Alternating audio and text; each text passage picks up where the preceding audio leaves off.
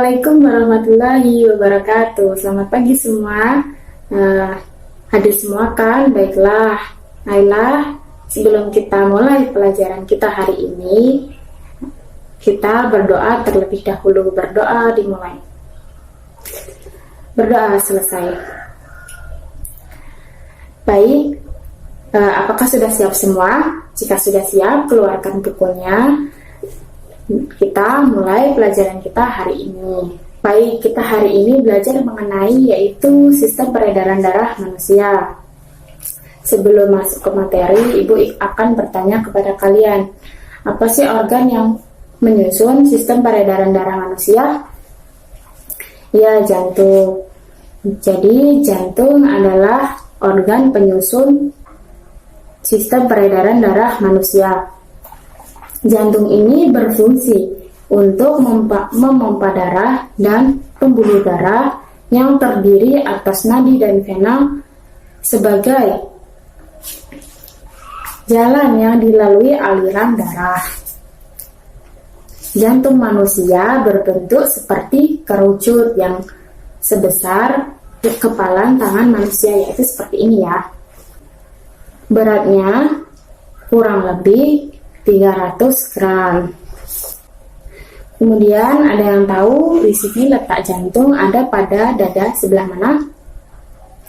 Ya, benar. Jadi jantung terletak pada dada sebelah kiri, tepatnya di tengah rongga dada bagian sebelah kiri. Jadi di sini ya, letaknya di sini. Jantung dibungkus oleh dua membran, yaitu yang disebut perikardium. Dua membran ini berfungsi untuk melindungi jantung dari gesekan. Jadi, dua membran ini berfungsi untuk mengurangi gesekan yang terjadi pada jantung. Jantung memiliki 4 ruang, yaitu 2 ruang sebelah atas yang terdiri dari serambi kanan dan serambi kiri, kemudian 2 ruang sebelah bawah, yaitu yang terdiri dari bilik kanan dan bilik kiri. Otot dinding bilik kiri biasanya lebih tebal dari otot dinding bilik kanan. Kenapa? Ada yang tahu? Iya, Wilda? Ya, baik, benar. Jadi, otot dinding bilik kiri lebih tebal daripada otot dinding bilik kanan karena otot dinding bilik kiri memiliki fungsi untuk memompa darah dari bilik kiri ke seluruh tubuh, sedangkan otot bilik kanan hanya berfungsi untuk memompa darah dari jantung ke paru-paru. Kemudian cara kerja jantung. Bagaimana sih cara kerja jantung? Jadi cara kerja jantung itu di serambi kanan bermuara pembuluh nadi besar yang membawa darah yang mengandung karbon dioksida dari seluruh tubuh. Kemudian dari bilik kanan keluar pembuluh nadi paru-paru yang mengangkut darah yang bersifat karbon dioksida tersebut menuju paru-paru. Lalu dari serambi kiri bermuara pembuluh balik paru-paru yang membawa darah yang mengandung oksigen dari paru-paru. Lalu dari bilik kiri muncul pembuluh darah nadi besar yang mengangkut darah kaya akan oksigen tersebut ke seluruh tubuh.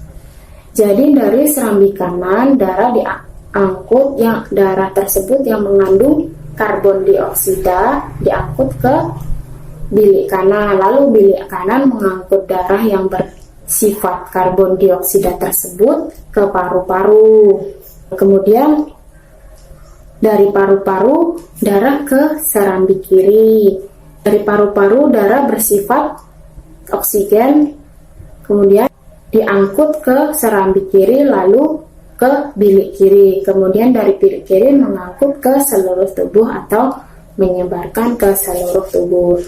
Jadi singkatnya, jantung bekerja melalui 3 tahap, yaitu sarambi mengembang sehingga darah masuk ke dalam sarambi menguncup sehingga darah masuk ke bilik menguncup sehingga darah keluar dari jantung dan menyebar ke seluruh tubuh.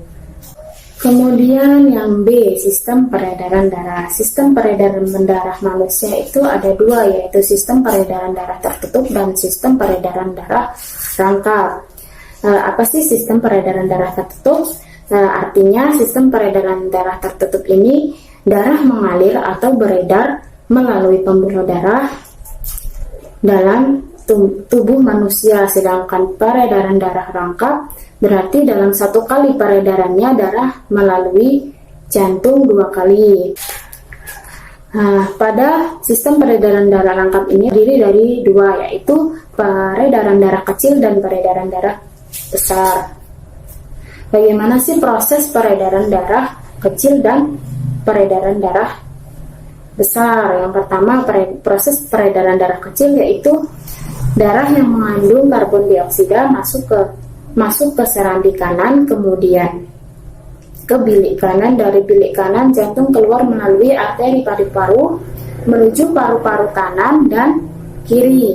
Darah menuju ke arteriol, kemudian ke kapiler paru-paru yang berada di sekeliling alveolus. Nah, di alveolus ini terjadi difusi gas, yaitu keluarnya karbon dioksida dan masuknya oksigen ke kapiler darah. Lalu kemudian darah mengalir ke paru-paru, ke vena paru-paru kecil, ke vena lebih besar menuju serambi kiri jantung. Jadi singkatnya, proses peredaran darah kecil ini dari serambi kiri, kemudian darah yang mengandung karbon dioksida itu mengalir diangkut ke bilik kiri, kemudian dari bilik kiri darah tersebut diangkut ke paru-paru sehingga terjadinya difusi gas, yaitu pertukaran antara karbon dioksida dan oksigen, kemudian diangkut ke serambi kiri. Nah, ini disebut peredaran darah kecil, yaitu peredaran darah dari jantung ke paru-paru. Kemudian proses peredaran darah besar. Bagaimana proses peredaran darah besar? Prosesnya yaitu dari bilik kiri jantung mengalir ke aorta, kemudian dari aorta darah mengalir ke percabangan arteri, berbagai organ dan jaringan di seluruh tubuh termasuk kepala dan badan kecuali jantung dan paru-paru.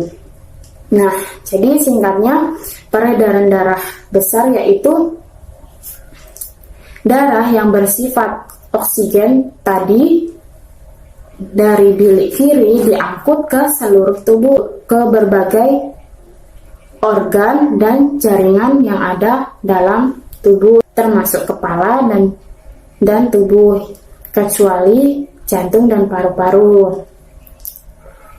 Nah, sirkulasi darah dari jantung ke seluruh tubuh dan kembali ke jantung lagi, ini disebut peredaran darah besar ya. Baik, itu saja materi yang telah Ibu sampaikan.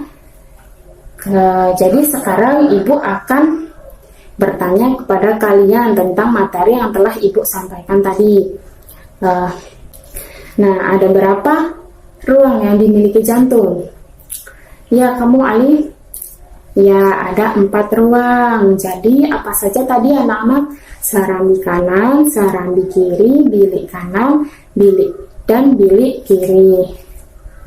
Lalu satu lagi yang bisa angkat tangan ya. Tolong jelaskan secara singkat bagaimana proses peredaran darah besar ya. Silahkan yang bisa angkat tangan. Oh iya, Sekar.